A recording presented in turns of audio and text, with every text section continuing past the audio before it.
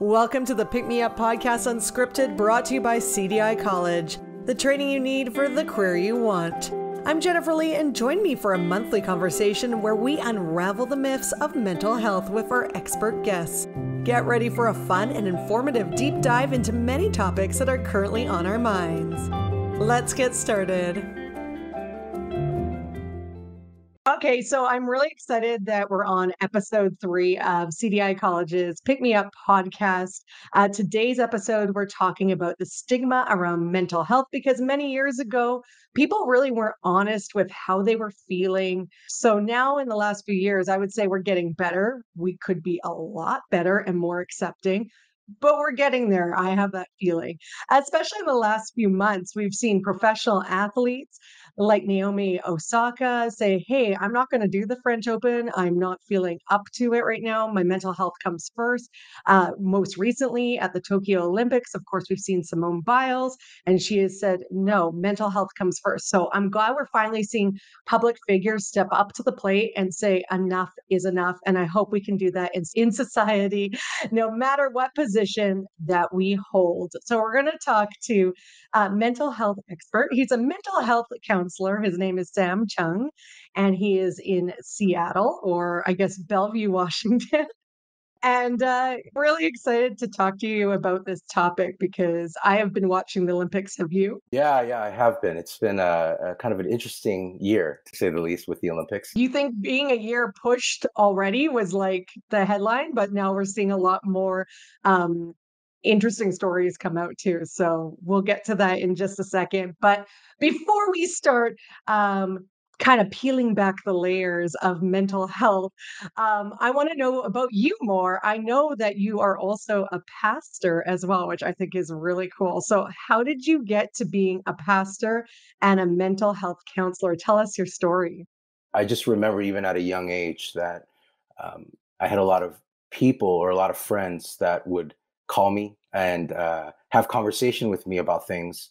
And I always tended to be someone that would listen to people and empathize with people with their struggles. And I think a big part of that was just the journey that I had of just growing up in an immigrant family, the challenges that come with that growing up in America. And so for me, it was a natural progression, I would say, in a lot of ways. And my story went through different paths of figuring out what I wanted to do. But I had the opportunity to be able to pursue being a pastor and being a mental health counselor. And so yeah, in kind of a nutshell, that's my story. You know, currently I am pastoring one of the pastors at a church here in Bellevue. It's a young church, and so there's a lot of young families there. And so I'm an associate pastor, and I have my own private practice. So I am a licensed mental health counselor in the state of Washington. I've been doing counseling for roughly 9 to 10 years. And the private practice has been a very unique season of mine for me personally, because I've been doing everything online. During the pandemic, there's just been such a wide range of issues that have come out due to the pandemic of COVID-19. And so this has opened the door to provide counseling to those that may not normally get it. And I would say it's just been going, you know, we have a wait list. It's just been going off the roof in terms of just people wanting to get counseling and help. And so that has been the benefit of having counseling online as opposed to meeting in person. And although many people would say prefer to meet in person, a lot of people that have tried online counseling have found it to be very beneficial and helpful. So it's kind of shifted even the stigma of that, of like online counseling, doing things virtually as a positive and towards a positive direction, really allowing people to stay connected, but also to really get help around mental health issues. So great. And it's unfortunate that something like COVID had to kind of push this forward, but I'm glad again that more and more people are admitting when they need to get help. That being said, because you're in this profession, and I know this is the topic and you're the expert and we look to you for guidance, but I know you guys are human beings too. So do you do anything in your off time to kind of keep a healthy lifestyle mentally and physically? Yeah, definitely. And I think this is such an important question, because I think the assumption a lot of times is that we can just push forward and move on with life without having to care for ourselves. There are a lot of things that I try to implement in my life whether it's spending time with family. I like to go on walks with my wife in the morning. My schedule allows me to do that. I try to go on walks in the evenings with my wife and my children and our dog. I spend as much time as I can with my family, just especially during this current season where a lot of things have been done at home. And so it's opened that door for me to spend more time with them. I also enjoy playing and listening to music. And so in my church, I do play guitar and I sing. And so music is a big part of my life. And it is a really helpful way of just receiving some type of self-care, right? When it comes to listening to music or playing music. And so there's an element of music really being a big part of my life when it comes to caring for myself. The other part is that I'm connected to different people in my life. So I have mentors. I'm part of like a men's group or a small group where we talk about real issues going on in our lives. And this is through my church. And so I think the benefits of that is accountability. It kind of puts everybody kind of on equal playing field when it comes to what we struggle with.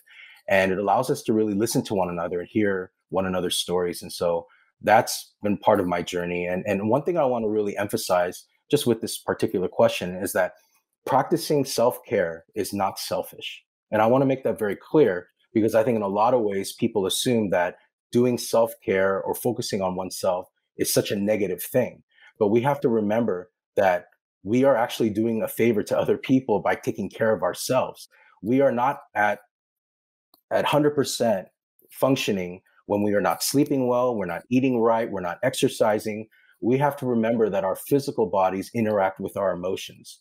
And so we have to remember that this is what will put us in the best position to be focused on what we need to do in our lives, but also to care for others better. So I think it's really important to clarify that because I think a lot of people assume that taking care of yourself is a selfish act. But I want to make it clear that when we care for ourselves, we actually can care for other people a lot better. Or just learning to say no. I know that's something that I needed help with my counselor is the fact that, again, I felt being selfish because I was like, if I say no to people at certain times because maybe I'm not feeling 100% there mentally, I'm going to like, they're going to not be my friend anymore, or they're not going to want to hang out with me, or I'm not going to get invited. So I have that guilt of not wanting to say no, but sometimes you need it because I'm not gonna be a great person to be around if I don't have my time to kinda recharge.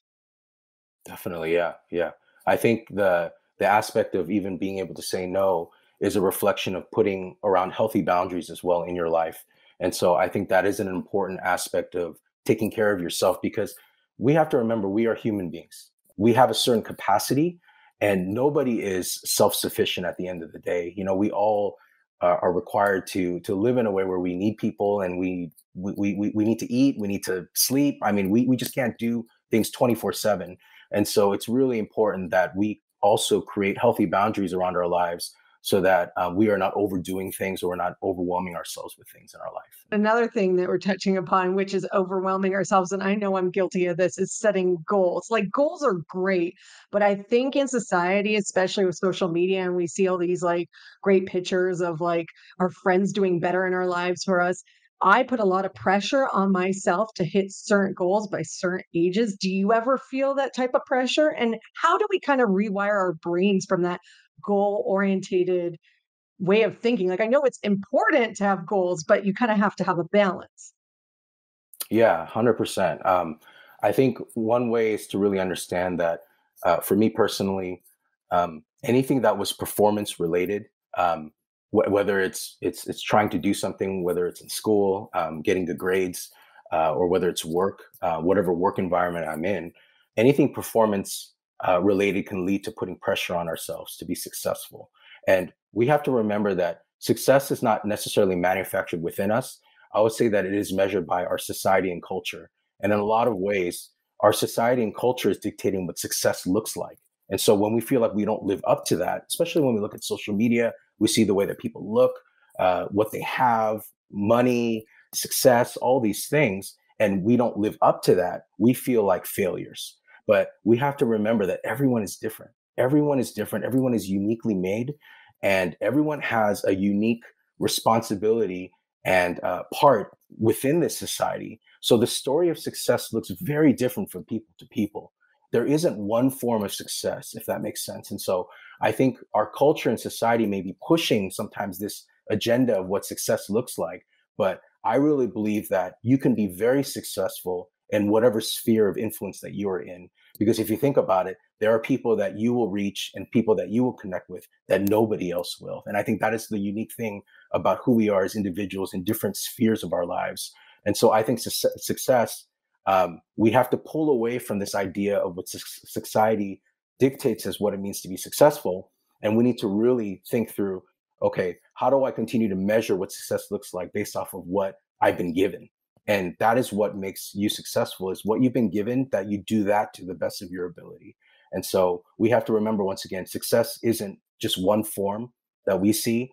It's going to look different from person to person, because we're all very unique and different in how we've been built and made. I think it's great that we're starting to see public figures too being like, that's not how you be successful. And they're like stepping up like the athletes, because it humanizes it. Because I'm like, okay, if Simone Biles is feeling this way, I'm feeling this way as well. Like it's normal. Like I look at her and I think she's an amazing young lady.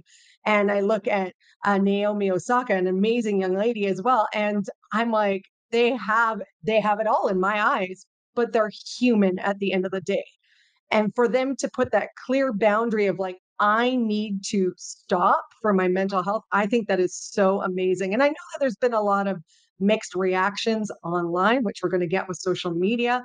But for the most part, I think I've seen a pretty positive reaction to the most recent athletes that have said enough is enough.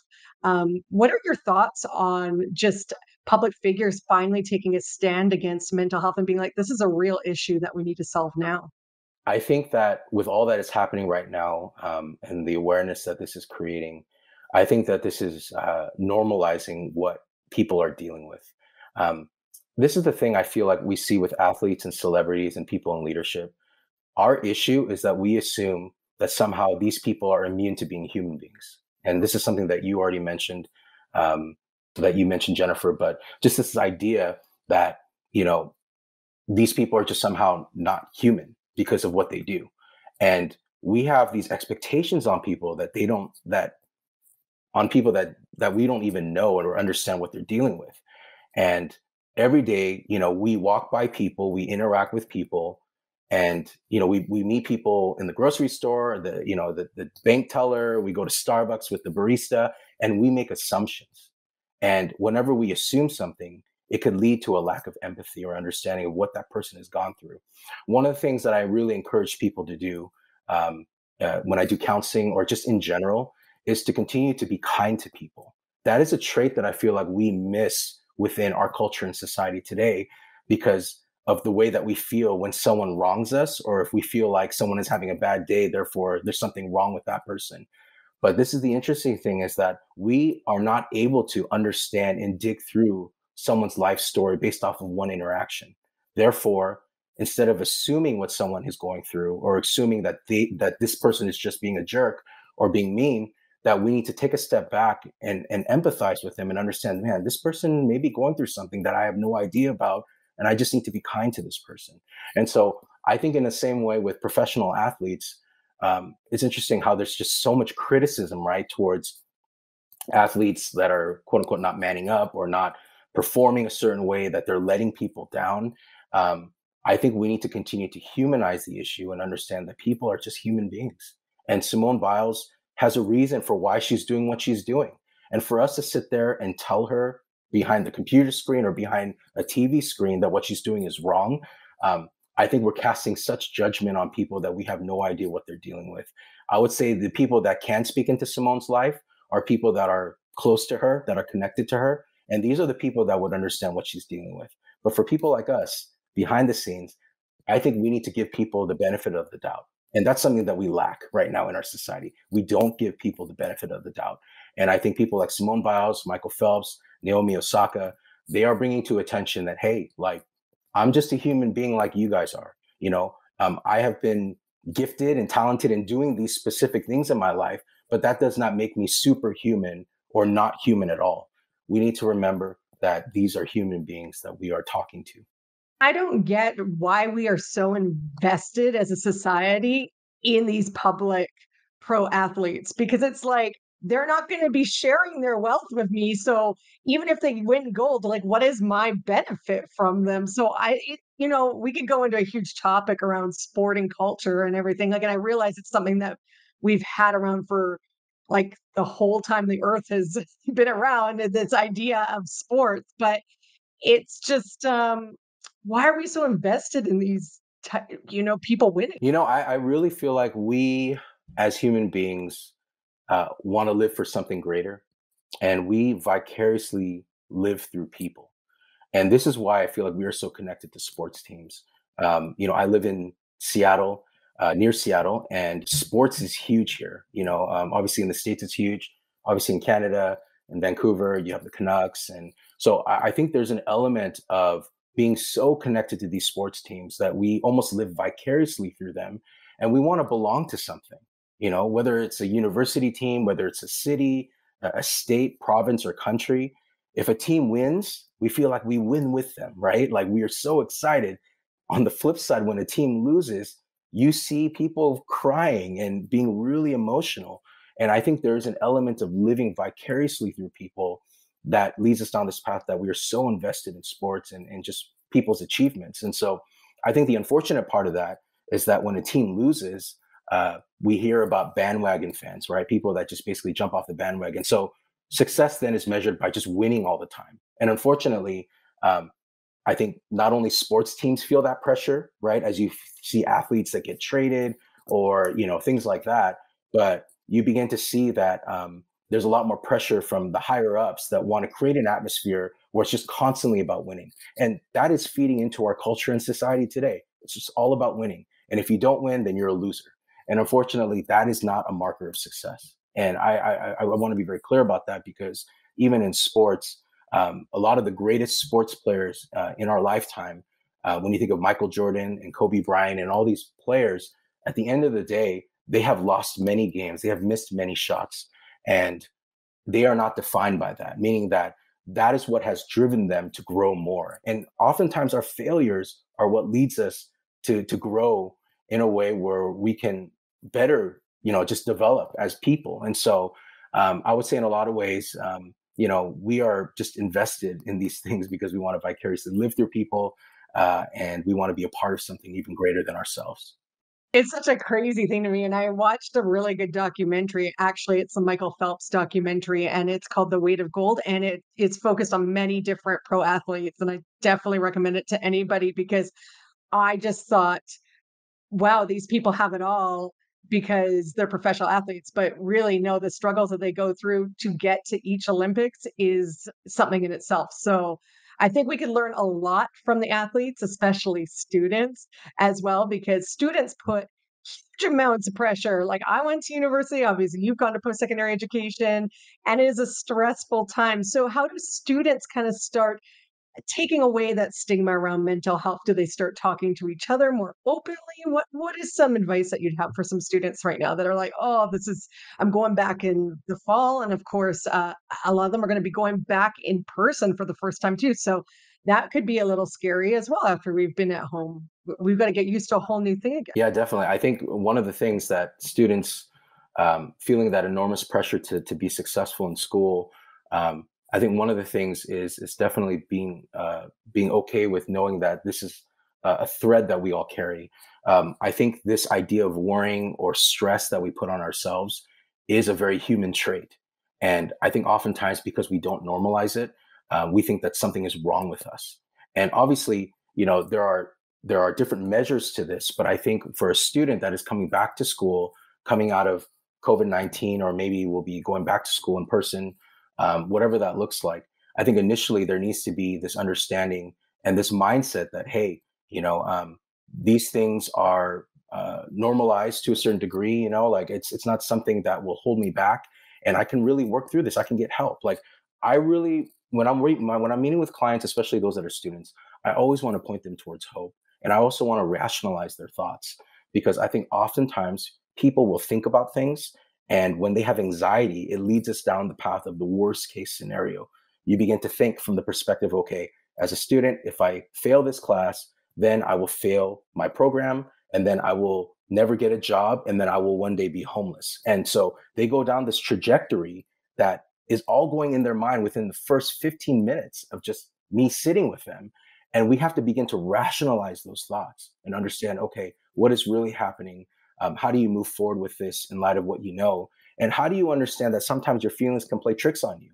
I know we live in a culture right now that talks about how feelings matter and these are the most important things. But I also feel like sometimes our feelings can deceive us. Sometimes we can think something that is not there. Sometimes we can think that this is reality when it's not reality. And so what we need to do is to understand what we feel, but that we have to respond differently in light of our feelings. And so I think in a lot of ways for a student, one of the things that they need to continue to do, or a student needs to do, is to erase that stigma, is to know that they are in good company, that there are other people that are dealing with this. The second thing that they need to do is to reach out to somebody. I think this is so important. And this can be even life and death for a student. And we want to do our best as mental health clinicians to care for those that are in need, but also for those to know that there is no shame in getting help or talking to somebody about it. All of us have gone through things in our lives. There's nobody that I know of that I've spoken to that hasn't been touched by something in their life that has impacted them in a negative way, whether it's trauma, whether it's brokenness, whether it's something that someone has done to them or something that they've done to somebody else. We all are in recovery of some of these things. And therefore, I really believe that then puts everyone on equal playing field, knowing that nobody is different than the other person. We are all on the same page. We are all working toward recovery and working to grow in that way. I think that's the thing. I know we've talked about it numerous times so far already through this interview, but it's just knowing that everybody is the same. And I think now we're realizing this with professionals or public figures coming out and talking to us. But before, I think we never realized that these people that we hold up on pedestals would ever have problems because they have money, they have power, they have everything that the regular Joe strives for. But we're all the same. We're all human. And I think that's the most powerful thing I'm learning. And like you said, we need to all come to that realization to be able to move forward as a society. And that being said, being a student or being in your career, I know we always hear this buzzword of work life balance, but in order to be successful, can you actually have a work life balance? Yeah, I think so. I would hope so, because I would say that um, even for those that are successful, and maybe this is kind of the key indicator of it, um, when people are neglecting the things when it comes to that balance, it becomes to be very apparent. We see it in the way that people live. We see it in the way that it impacts their families or their other responsibilities. And I think once again, as we talked about what success is measured as and what success looks like, I really believe that um, taking care of your family and being a good citizen, in the country or the state that you're in, these are elements of what success can look like for people. I think those things can sometimes far outweigh just making a lot of money or being just high performance and all these things. So I think an element of that is to understand that um, whether that can be achieved or not, I think the bigger question is whether people are willing to do that. Because I think some people either are not willing to do it or don't know that it's impacting other people. And I think part of it is that self-reflection. I think we need to have a good perspective around these things. We need to recognize and take a step back from the things that we do. So say you are working and you're working really hard and you're working long hours and nights. It's so important that we begin to take a step back and really kind of assess our life and say, are there things that I'm neglecting in my life? Am I neglecting my own personal health? Am I neglecting the people that I care about and love? Am I neglecting things in my life? And to really take that moment to assess, okay, how do I create more balance in this? And I still believe that the most successful people will have these things in place. And maybe once again, with the Olympics, with Simone Biles and all these things that are coming out, maybe we're seeing more of this coming out now because maybe this hasn't been placed as important in the beginning because there was pressure to perform a certain way. So now it's being kind of spilled over into the performance arena, in kind of a more of a public stage, which to me, as I mentioned, is a good thing. I feel like it creates more awareness. But I also believe that for Simone Biles or anybody else that has been struggling with these things, the continued work needs to be done when they go back home, when they are with their families, when they are, training, whatever that looks like. The main work needs to be done of assessing, am I creating balance in my life? Am I really taking care of myself? I think people are forgetting right now because we're watching the Olympics and it's such in the moment thing. So we're seeing Simone Biles deal with this, but once the Olympics are over, she's got to go home and do the work, like you said. And we're not going to be there with her to do the work. And I think that's the one thing that my only worry about everyone coming out about their mental health is right now is like it's great for the awareness, but people don't realize that there's more work beyond the awareness. And I've done it, I've been there, and you think like it's one thing to be open with people about how you're feeling and that you are experiencing mental health symptoms, but it's the other thing to do all the steps to get you better. Opening these doors to me really gives people the opportunity to start at a certain point. I think for Simone Biles, her coming out, and I agree with you, I think that she needs to then go back home and once again, I don't want to speculate or just make assumptions about her, but just anyone that's in a position like that, I would want them to have some type of plan of action afterwards. In the counseling world, we call it what we like to do is treatment plans, and so it means that we want to set goals and help people achieve these goals through these treatment plans. So it's a very it's laid out well so that you can see where you're going and how you're progressing. I think there needs to be proactive steps taking place, and there needs to be work that needs to be done. And that is the hard work that comes with really kind of stepping foot in that door, is that you have to begin to then put the work into it. It's not to add more pressure, but it's more for you to recognize and understand, okay, in order for me to grow in anything, I need to exert some type of effort into this. And if I'm going to put energy and time into my mental health, I need to do the things that will help me get better in my mental health. And so I think, you know, understanding that our society and our media and the way that they work in general, I would see that these things are being exposed and put out there. But at the same time, for the regular person, what I would want to tell them is that, hey, part of the acknowledgement then is to now move forward and really get genuine help. And I think the biggest questions people ask is like, what does that look like? Like, how do I get help and what do I do? And I think this is where it's important, where there are these things in place, whether it's within a college or a community or a church, that gives people an opportunity to know, hey, like these are the things that I can do. I don't have to sit with this by myself. I can reach out, I can ask questions. There's resources in place that I can reach out to, because at the end of the day, we cannot make people do anything. People will make a decision to do what they will in those moments. All we can do sometimes is just provide the resources, and then we just pray and hope that they will be able to walk through those doors. We open the door and it's up to them to walk through it. And so that's my world, right? As a counselor and as a therapist, is that I cannot make a client do anything.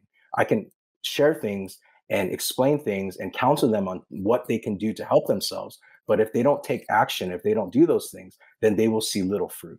I'm glad you say that because I think sometimes in the past, in the last few years, we get thrown out these words like, oh, if you have you're experiencing mental health symptoms, you should go see a counselor. But they make it sound magical, and like it's not going to be fixed in one session. And sometimes it just depends how severe your symptoms are. It can take a few sessions, it could take a few years. So I think it's just having a healthy, realistic expectation that it comes down to you too. Like the only person that's gonna change everything is you. Like, yes, you can have the counselor or therapist help you, but at the end of the day, it comes down to you. Yeah, that's right. Yeah, I mean, at the end of the day, the individual, and this is the thing too. Um, every individual is so different. So when it comes to them, people getting help, we cannot we cannot just create a plan for one person and expect that that same plan will work for the next person. Mental health issues look so different from person to person. One person struggling with diagnosed with general anxiety disorder, and another person diagnosed with the same disorder, they will look a little bit different, and sometimes the treatment will look different and nuanced in that way. Some people, and this, some people have legitimate physiological issues, with the brain when it comes to anxiety or depression. So some people are recommended to take medication, psychotropic medication. And I know that in a culture like ours today, sometimes we demonize medication. We either say it's not good, or it's too much. You know what I mean? It's like we rely too much on it or we don't rely enough on it.